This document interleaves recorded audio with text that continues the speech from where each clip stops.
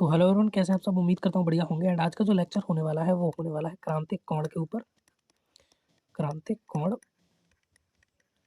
और इसके साथ साथ क्रांतिक कोण और अपवर्तनांक के अंदर क्या संबंध होता है इसको भी समझने वाले हैं। तो ये दो टॉपिक मेनली अपने होने वाले हैं। इससे पिछले लेक्चर के अंदर हम अपवर्तनांक को पढ़ चुके हैं, प्रकाश के अपवर्तन को पढ़ चुके हैं। अब क्रांतिक कोण के बारे में अच्छी तरीके से जानकारी लेने वाले हैं। ओके सॉरी, ठीक है। तो क्रांतिक कोण होता क्या है, सबसे पहले तो हमें ये समझना होगा। देखो, मैंने आपको क्या बताया, इस तरीके से अगर ये कोई सतह है कांच की या किसी भी चीज़ की सतह है और इस सतह के बाद ये माध्यम परिवर्तित हो जाता है, जैसे इधर वायु है और मान लीजिए ये जो पूरा है ये पूरा कांच है या जल है या कुछ भी है, पर यहाँ पर कुल मिलाकर बात ये है, ये वायु है, ये कांच वगैरह है, तो यहाँ पर माध्यम अलग है। इसको माध्यम ए बोल देते हैं, इसको माध्यम बी बोल देते हैं। दोनों माध्यम कैसे हैं, अलग अलग है ना। जैसे पानी हो गया तो पानी एक अलग माध्यम होता है, वायु हो गया ये एक अलग माध्यम होता है। अंतरिक्ष में चले जाओ कुछ नहीं होता, वो निर्वात होता है, तो वो माध्यम अलग होता है। तो ये सभी अलग अलग माध्यम होते हैं। ओके, ठीक उसी तरीके से ये माध्यम ए हो गया, ये माध्यम बी हो गया। हमारे पास यहाँ पर दो माध्यम है, राइट। तो अब देखो, एक माध्यम से मैं प्रकाश की किरण को लेके आता हूँ। इस तरीके से प्रकाश की किरण आई, मान लीजिए इधर सूरज वूरज है, उधर से प्रकाश की किरण एक यहाँ पर आ रही है। प्रकाश की किरण जैसे ही यहाँ पर आती है, इसको जाना कैसे चाहिए था, यहाँ से कायदे से। देखो, ये इस तरीके से प्रकाश की किरण आ रही है, इस तरीके से इसको जाना चाहिए था। लेकिन वास्तविकता में होता क्या है, वास्तविकता में ये ऐसे नहीं जाती है। होता क्या है, जैसे मैं यहाँ पर एक लंब डाल देता हूँ, धीरे धीरे सबको समझ में आ जाएगा। इस तरीके से मैं यहाँ पर एक लंब डाल देता हूँ, तो वास्तविकता में होता क्या है, ये प्रकाश की किरण अपने अक्ष से थोड़ा सा मुड़ जाती है, ऐसे ये थोड़ा सा ऐसे चली जाती है। यानी इसको जाना कैसे चाहिए था, ऐसे आ रही है, ऐसे आ रही है, ऐसे चले जाना चाहिए था। लेकिन ये गई कैसे, ये इस तरीके से चली गई। ओके, आ रही थी इस तरीके से, जाना चाहिए था ऐसे, लेकिन चली गई ये ऐसे। और इसी घटना को हम क्या कहते हैं, प्रकाश का अपवर्तन, है ना। पहले अपवर्तन को समझते हैं, क्रांतिक कोण को थोड़ा सा हटा देते हैं। इसी घटना को क्या कहते हैं, प्रकाश का अपवर्तन। जैसे मैं पहले पढ़ा चुका हूँ, नोट्स की चिंता मत करें, उनकी लिंक डिस्क्रिप्शन में मिल जाएगी, वहाँ पर सब कुछ आपको लिखा मिलेगा। तो इसी घटना को क्या कहते हैं, प्रकाश का अपवर्तन कहते हैं। अब आप सभी को पता है, एक कोण यहाँ पर बन रहा है और एक कोण यहाँ पर बन रहा है। इस कोण को हम आई से दर्शाते हैं और इस कोण को अपन आर से दर्शाते हैं।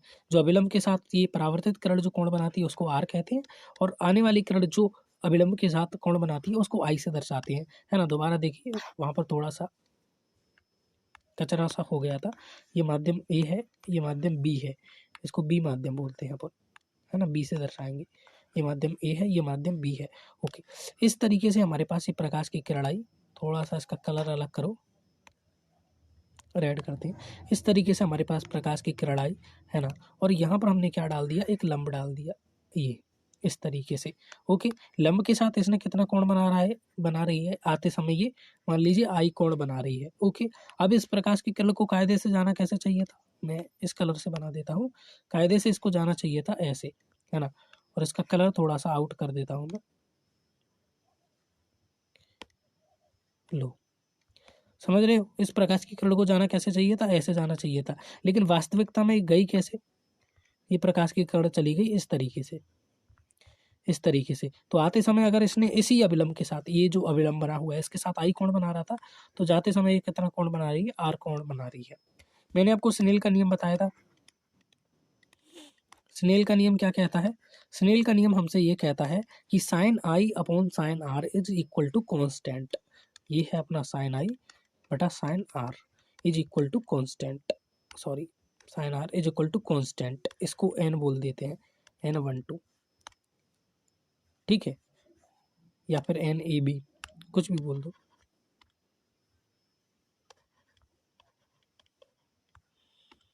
बी, यानी बी का अपवर्तनांक एक के सापेक्ष, ठीक है। तो इस तरीके से कोण आई आ रही है और इस तरीके से आर के साथ ये क्या हो रहा है, परावर्तित हो रही है।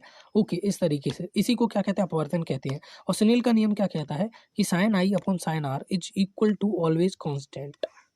ये जो है हमेशा कॉन्स्टेंट होता है, और इसी कॉन्स्टेंट को हम क्या कहते हैं, अपवर्तनांक कहते हैं। चलिए इसको अपवर्तनांक को और समझते हैं। हालांकि मैं इनको पढ़ा चुका हूँ पिछले लेक्चर के अंदर। ओके, तो अब देखो sine I upon sine R is equal to constant रहता है हमेशा। इसका अर्थ क्या है? इसका अर्थ ये है कि यहाँ पर जो राशि आएगी ये हमेशा कांस्टेंट रहेगी, ये कभी भी परिवर्तित नहीं होती। जैसे जैसे हमारे पास मान लीजिए इस तरीके से ये है माध्यम ए और माध्यम बी, ठीक है। इस तरीके से प्रकाश की किरण आई, ओके, और ये इस तरीके से प्रकाश की किरण चली गई। चलिए अविलंब बना देते हैं वाइट कलर से, इस तरीके से ऐसे, ठीक है। ये अविलंब बना दिए, थोड़ा सा तिरछा नहीं है, कोई फर्क नहीं पड़ता, ठीक है। आते समय इसने अविलंब के साथ कितना कोण बनाया? आई, और जाते समय कितना कोण बना रहा है? आर। तो ये आई अपॉन आर जो है इज इक्वल टू हमेशा कांस्टेंट रहेगा, sine I upon sine R ज्या बोलते हैं जिसे। अब मान लीजिए यहाँ पर साइन आई की वैल्यू जो है 8 है और साइन आर की जो वैल्यू है वो मान लीजिए 2 है। तो 2 से 8 को डिवाइड करोगे तो कितना आएगा? 4 आएगा, है ना। कलर चेंज करते हैं थोड़ा सा, ठीक है। साइन आई की वैल्यू को मैं कितना मान लेता हूँ? 8 मान लेता हूँ। साइन आर की वैल्यू को 2 मान लेता हूँ, तो 8/2 करोगे यानी sine I upon sine R करोगे तो कितना आ रहा है? 4, 2 चौके 8, राइट, आ रहा है कि नहीं? अब मान लीजिए इस 8 को मैंने 8 से 16 कर दिया, यानी 8 से इसको बढ़ा दिया, 8 से मैंने क्या कर दिया? इसको बढ़ा दिया। साइन आई क्या है? यहाँ पर बनने वाला कोण है, क्या है? यहाँ पर बनने वाला कोण है। तो इस कोण को मैंने बढ़ा दिया, है ना, इस कोण को मैंने पहले से बढ़ा दिया, ये वाला जो कोण है इसको मैंने बढ़ा दिया। जैसे साइन आई बराबर पहले 8 आ रहा था, अब 16 आ रहा है, तो मैंने क्या कर दिया? इसको बढ़ा दिया, 8 से इसको 16 कर दिया, ठीक है। बटे में कितना है? बटे में 2 है, तो 2 से 16 को डिवाइड करोगे तो कितना आएगा? 8 आएगा। तो पहले कितना आ रहा था? 4, अब कितना आ रहा है? 8। लेकिन स्नेल का नियम क्या कहता है? ये जो राशि आती है ये हमेशा कांस्टेंट है, यानी कि यहाँ पर 4 है तो यहाँ पर भी कितना आना चाहिए? यहाँ पर भी 4 आना चाहिए। लेकिन 2 से 16 को डिवाइड करोगे तो 4 आएगा नहीं, तो हमें क्या करना होगा? अगर हमने 8 को बढ़ा के 16 किया है तो हमें 2 को भी बढ़ाना होगा, और 2 को बढ़ा के कितना करना होगा? 2 को बढ़ा के 4 करना होगा। 4 से 16 को डिवाइड करोगे तो आ जाएगा 4, यहाँ पर भी 4, यहाँ पर भी 4। तो स्नेल का नियम क्या हो गया? फॉलो हो गया। 8 को 2 से डिवाइड किया तो 4, 16 को 4 से डिवाइड किया तो 4। कुल मिला के कॉन्सेप्ट हमसे क्या कहता है कि अगर 8 को बढ़ाया हमने ऊपर की संख्या को, यानी आई साइन आई को बढ़ाया, तो साइन आर को भी हमें क्या करना पड़ेगा? बढ़ाना पड़ेगा। तो अगर मैं इस कोण में परिवर्तन करूंगा यानी साइन आई में परिवर्तन करूंगा तो साइन आर में ऑटोमेटिकली परिवर्तन हो जाएगा। ये स्नेल का नियम नहीं है, स्नेल ने बताया था, ये प्रकृति का नियम है, प्रकृति में ऐसा ही होता है ना। ये स्नेल ने तो हमें बताया था। तो sine I upon sine R is equal to हमेशा कांस्टेंट। तो अगर मैंने इसके मान को परिवर्तित किया तो इसके मान को भी परिवर्तित होना पड़ेगा। तो ऐसे मान के चलिए, अब क्रांतिक कोण को समझाने वाला हूँ मैं आपको बहुत हैवी तरीके से। ये प्रकाश की किरण इस तरीके से आई और ये अपवर्तित होकर चली गई, और ये क्या है? अवलंब है अपना,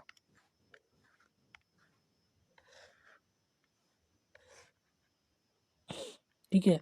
आते समय कितना कोण बना रही थी? आई। अब ये जो प्रकाश की कोण प्रकाश की किरण है ये इस तरीके से परिवर्तित होकर चली गई, है ना। अब मान सॉरी थोड़ा सा इसको डिलीट करो। अब मान लीजिए ये प्रकाश की किरण इस तरीके से परिवर्तित होकर चली जाती है। अगर मैंने इसका मान परिवर्तित किया और ये प्रकाश की किरण ऐसे परिवर्तित होकर चली गई, ऐसे ऐसे आई और ऐसे चली गई, यानी यहाँ पर कितना कोण बना रही है? ये 90 डिग्री। यहाँ पर आर कोण बनाती है तो आर कितना है? 90 डिग्री के बराबर, है ना।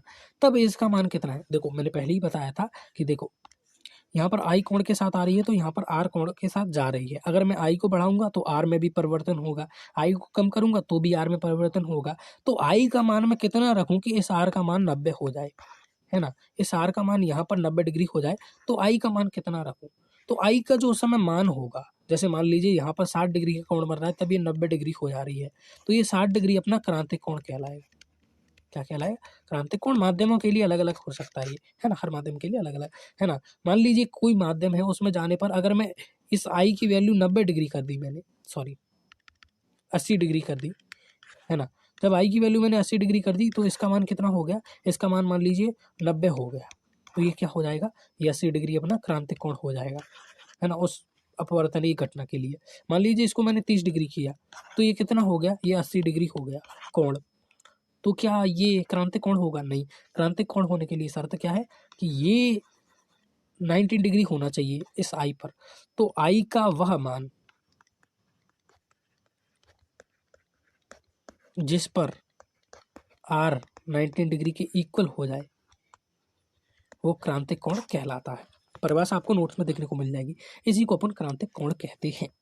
कुल मिलाकर आपकी समझ में आ गया होगा आई का वो मान जहाँ पर r इज इक्वल टू कितना हो जाए 90 डिग्री हो जाए। अब चलिए अपवर्तनांक की ओर देख लेते हैं। अपवर्तनांक को मैं पहले पढ़ा चुका हूँ, है ना। जैसे हमारे पास लिखा हुआ है n12, है ना, n12, तो उसको मैं क्या लिख सकता हूँ, n1 बटा n2 लिख सकता हूँ कि नहीं। ऐसे ही हमारे पास लिखा हुआ है n21, इसको कैसे लिख सकता हूँ, n2 बटा n1 लिख सकता हूँ कि नहीं। n12 को क्या लिख सकता हूँ, n1 बटा n2, तो n21 को क्या लिख सकता हूँ, n2 बटा n1। अब देखो यहाँ पर मैं क्या करता हूँ, थोड़ी सी हेरा फेरी करता हूँ। हेरा फेरी किस तरीके से करता हूँ, यहाँ पर देखो n2 बटा n1 है, इस n1 को मैंने इधर पहुँचा दिया n21 की जगह पर, है ना। क्या किया, यहाँ पर n2 तो था ही, है ना, इस n1 और n21 का पश्चांतर कर दिया, तो क्या हो गया, n1 n21 की जगह पर पहुँच गया और n21 n1 की जगह पर आ गया, n21 की जगह पर n1 की जगह पर आ गया, सॉरी, है ना। देखो दोबारा देखो क्या है, यहाँ पर n21 था तो n1 का मैंने पश्चांतर कर दिया तो ये n21 की जगह पर पहुंच गया, ये n1, है ना, और n21 कहाँ पर आ गया, जहाँ पर n1 था ये। ओके, इस तरीके से अब मैंने ऊपर के n21 का भी पश्चांतर कर दिया तो ये ऊपर की संख्या इधर जाती है तो बटे में पहुंचती है ना, तो n1 बटे में n2 हो गया ये, है ना, और इधर क्या रह गया, 1/n21, 1/n21। इसको एक और बार समझो, बहुत इंपॉर्टेंट चीज़ है। n21 को मैं क्या लिख सकता हूँ, n2 बटा n1 लिख सकता हूँ कि नहीं। अगर मैं n1 को इधर पहुँचाता हूँ या फिर यहाँ पर याद कर लो आप, है ना, वैसे तो इतना मैथमेटिक्स आता होगा कि पहली बार में ही समझ में आ गया होगा, वरना याद कर लो। मैंने n21 n1 है यहाँ पर n2 अपॉन n1, तो इसको उल्टा करके n1 अपॉन n2 कर दिया, n1 अपॉन n2 कर दिया। ओके, क्या था, n2 बटा n1, इसको उल्टा करके n1 अपॉन n2 कर दिया, तो n21 है, इसके बटे में क्या है, कुछ नहीं है, तो कुछ नहीं है तो एक मान के चलते हैं अपन, क्योंकि एक से n21 को डिवाइड करोगे तो कितना आएगा, n21, तो n21 के बटे में कुछ नहीं है तो एक मान के चलते हैं। तो n2 बटा n1 था, इसको मैंने n1 बटा n2 कर दिया, यानी नीचे की संख्या ऊपर पहुंचा दी, ऊपर की संख्या नीचे पहुंचा दी, तो इधर भी वही होगा, ऊपर की नीचे की संख्या ऊपर पहुंच जाएगी, यानी 1 ऊपर पहुंच जाएगा और n21 नीचे पहुंच जाएगा, है ना। बेसिक मैथमेटिक्स है, आपको आता होगा, इतना नहीं आता तो चुल्लू पर पानी लो और बाकी आप समझदार हो, ठीक है। तो n1 अपॉन n2 क्या होता है, 1 अपॉन n21। ओके, तो यहाँ पर भी n1 अपॉन n2 लिखा हुआ है, इस n1 अपॉन n2 को मैं हटाता हूँ और n1 अपॉन n2 की जगह पर मैं यहाँ पर क्या लिख देता हूँ, 1 बटा n21, क्योंकि मैंने आपको क्या बताया, n1 बटा n2 किसके बराबर है, 1/n21 के। ओके, तो n12 बराबर क्या निकल के आ गया, n21, क्या निकल के आया, गौर से देखो, n12 बराबर क्या निकल के आया है, 1/n21, 1/n21। यहाँ पर 1 2 था तो बटे में क्या पहुँच गया, 2 1 पहुँच गया। तो इसी तरीके से n 3 2 लिखा है तो उसको मैं 1 बटा n 2 3 लिख सकता हूँ अपवर्तनांक के लिए, है ना। n 2 3 लिखा है तो इसको 1 बटा n 3 2 लिख सकता हूँ, 2 3 3 2 3 2 2 3 1 2 2 1, ऐसे ही लिखा है। मान लीजिए g n g u sorry N G A यहाँ पर लिखा हुआ है तो उसको मैं 1 बटा एन ए जी नहीं लिख सकता, लिख सकता हूँ कि नहीं, है ना, बिल्कुल। मैंने आपको क्या बताया था, अपवर्तनांक को हम नॉर्मली 2 फॉर्मेट में लिखते हैं।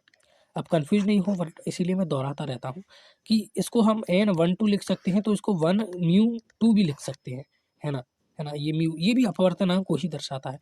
जैसे एन जी ए लिखा है तो उसको जी म्यू ए भी लिख सकते हैं अपन, जी म्यू ए भी लिख सकते हैं। जैसे हमारे पास एन ए जी लिखा हुआ है तो उसको ए म्यू जी भी लिख सकते हैं, लिख सकते हैं कि नहीं। ओके, तो यहाँ पर मान लीजिए अपने पास लिखा हुआ है ए म्यू जी, है ना। मैं आपको एन के फॉर्मेट में भी कराता हूँ, ए के फॉर्मेट में भी, म्यू के फॉर्मेट में भी कराता हूँ, इससे आपको आसानी बनी रहती है, संतुलन बना रहता है। अब देखो यहाँ पर ए म्यू जी है, इसको मैं लिख नहीं सकता 1 बटा जी म्यू ए, है ना, ए जी जी ए उल्टा हो गया, है ना। जैसे 1 2 को 2 1 लिख सकता हूँ, वैसे ही ए जी को जी ए लिख सकता हूँ। यहाँ पर एन और म्यू से कंफ्यूज ना हो इसीलिए बार बार मैं दोहराता रहता हूँ, क्योंकि दोनों में कोई भी परिवर्तन नहीं है, ये दोनों ही अपवर्तनांक को दर्शाते हैं इस तरीके से। तो ए म्यू जी को मैंने 1 बाय जी म्यू ए लिख सकता हूँ। कुल मिलाकर अपवर्तनांक का इतना फंड आपको क्लियर हो गया होगा, है ना। अपवर्तनांक क्या होता है डिटेल में मैं पहले पढ़ा चुका हूँ आपको पिछले लेक्चर के अंदर। ओके, अब चलिए ये सब पढ़ते हैं अपन किसके लिए, अपने क्रांतिक कोण के लिए। मेन टॉपिक अपना क्या था, क्रांतिक कोण और अपवर्तनांक में संबंध, क्रांतिक कोण और अपवर्तनांक में संबंध। ये हमें समझना है। क्रांतिक कोण क्या होता है, ये जो आई कोण है ना, वो ये जो आई होता है वो। ओके, तो स्टार्ट करते हैं फिर। ऑल यू नो दैट कि यहाँ पर लिखा हुआ है जी म्यू ए, जी म्यू ए यहाँ पर लिखा हुआ है। इसको मैं क्या लिख सकता हूँ, mu G upon mu A लिख सकता हूँ कि नहीं। जैसे n2 1 को मैं क्या लिख सकता हूँ, n2/n1 लिख सकता हूँ कि नहीं, है ना। अभी शुरुआत में बताया था मैंने इसी लेक्चर में। तो जी म्यू ए को मैं mu G upon mu A लिख सकता हूँ, राइट, क्योंकि एन और म्यू सिमिलर होते हैं, है ना। तो mu G upon mu A लिख दिया मैंने। ओके, यहाँ तक आपको कोई दिक्कत नहीं होनी चाहिए। ऑल यू नो दैट कि ये G mu A sine I upon sine R के बराबर होता है, क्योंकि ये म्यू क्या है, ये एन जो भी लिखते हैं n1 2 ये एन जी, ये सब क्या है, ये अपवर्तनांक है कि नहीं, क्या है, अपवर्तनांक है ना। और अपवर्तनांक क्या होता है, मैंने आपको जब शुरुआत में बता दिया था कि जब प्रकाश का अपवर्तन होता है तो यहाँ पर कोण आई बनता है, यहाँ पर कोण आर बनता है। तो sine I upon sine R आता है, वो कांस्टेंट होता है, उसी को अपवर्तनांक कहते हैं, अपवर्तनांक कहते हैं। तो उसी को लेके चल रहे हैं अपन, ठीक है। म्यू जी म्यू ए को sine I upon sine R लिख देते हैं। हम किसके लिए बात कर रहे हैं, क्रांतिक कोण के लिए। किसके लिए बात चल रही है, ये क्रांतिक कोण के लिए। जब क्रांतिक कोण होता है तो हम सभी जानते हैं साइन आर कितना हो जाता है, आर की वैल्यू कितनी हो जाती है, 90 डिग्री, है ना। जब आर 90 डिग्री होता है तभी क्रांतिक कोण होता है। तो यहाँ पर कितना लिखा हुआ है, जी म्यू ए, जी म्यू ए बराबर साइन आई, बराबर sine I, sine R, R की जगह पर कितना लिखेंगे, 90 डिग्री। क्यों, क्रांतिक कोण के लिए आर का मान कितना होता है, 90 डिग्री। ओके, जी म्यू ए बराबर साइन आई। अच्छा, साइन 90 डिग्री कहाँ गया, ऑल यू नो दैट कि साइन 0 बराबर 0 होता है और साइन 90 बराबर क्या निकल के आता है, 1। तो साइन 90 डिग्री बराबर कितना होता है, 1 होता है। तो साइन 90 डिग्री की जगह 1 लिख दो, 1 से साइन आई को डिवाइड करोगे तो साइन आई आ गया। G mu A is equal to कितना निकल के आ गया, साइन आई। ये हट गया क्योंकि ये 1 हो गया, साइन 90 डिग्री 1 ही होता है। तो जी म्यू ए बराबर क्या निकल के आ गया, साइन आई। तो साइन आई क्या है, ये अपना क्रांतिक कोण होता है ना। आई कितना होता है, क्रांतिक कोण होता है यहाँ पर। तो ये जी म्यू ए क्या है, अपवर्तनांक। तो जी म्यू ए बराबर साइन आई, क्रांतिक कोण अपवर्तनांक में संबंध। अच्छा, जी म्यू ए को मैं लिख सकता हूँ 1 ए म्यू जी, है ना। इधर बताया था मैंने शायद आपको, देखो यहाँ पर बताया था, ए म्यू जी को जी म्यू ए लिख सकते हो, जी म्यू ए को ए म्यू जी लिख सकते हो बटे में, है ना। तो ठीक यहाँ पर है जी म्यू ए, तो इसको बनवाए ए म्यू जी लिख दिया मैंने, बराबर कितने का है, साइन आई के, है ना, है कि नहीं। अब देखो, इसका पश्चांतर इधर कर दिया, इसका पश्चांतर इधर कर दिया, है ना। तो ये क्या हो जाएगा, साइन आई यहाँ पर पहुँच जाएगा 1 के बटे में साइन आई, और ए म्यू जी इधर पहुँच जाएगा। तो ये क्या हो गया, A mu G is equal to कितना निकल के आ गया, 1 साइन आई। या फिर आप इसको ऐसे भी कर सकते हो, जैसे साइन आई के बटे में कुछ नहीं है तो 1 मान लो, क्योंकि 1 से साइन आई को डिवाइड करोगे तो साइन आई आएगा। जैसे यहाँ पर साइन 90 डिग्री के बराबर कितना हो गया था, 1, तो साइन आई बटा 1, तो मैंने 1 बटे में यहाँ पर लिखा क्यों नहीं, क्योंकि 1 से साइन आई को डिवाइड करोगे तो साइन आई ही आएगा। तो उसके बटे में 1 लिख दूँ तो भी कोई दिक्कत है, ना लिखूँ तो भी कोई दिक्कत नहीं, ठीक है। तो यहाँ पर साइन आई बटा कुछ नहीं है तो बटे में मैंने 1 मान लिया, क्योंकि कुछ नहीं होता तो 1 मान लो, 1 से डिवाइड करोगे तो वही संख्या प्राप्त होगी। अब मैंने क्या किया, 1 ए म्यू जी को उल्टा कर दिया, तो ए म्यू जी ऊपर पहुंच गया और बटे में क्या पहुंच गया, 1। बटे में 1 लिखो या ना लिखो, ठीक उसी तरीके से साइन आई बटा 1 था तो इसका 1 ऊपर पहुंच गया, साइन आई नीचे पहुंच गया, तो 1 बटा साइन आई हो गया। बिल्कुल बेसिक सी बात है, सिंपल मैथमेटिक्स है, चौथी क्लास का बच्चा भी इस चीज़ को जानता है। तो ए म्यू जी बराबर क्या निकल के आ गया, 1 साइन आई निकल के आ गया। ये क्या है, ये भी अपवर्तनांक ही है एक तरीके से। तो अपवर्तनांक और क्रांतिक कोण उसके मध्य क्या है, संबंध है ये। तो ये बेसिकली आज का टॉपिक था। उम्मीद करता हूँ आपकी समझ में आ गया होगा क्या है कैसे है। चलिए मिलता हूँ आपसे किसी अगली वीडियो में, तब तक के लिए गुड बाय।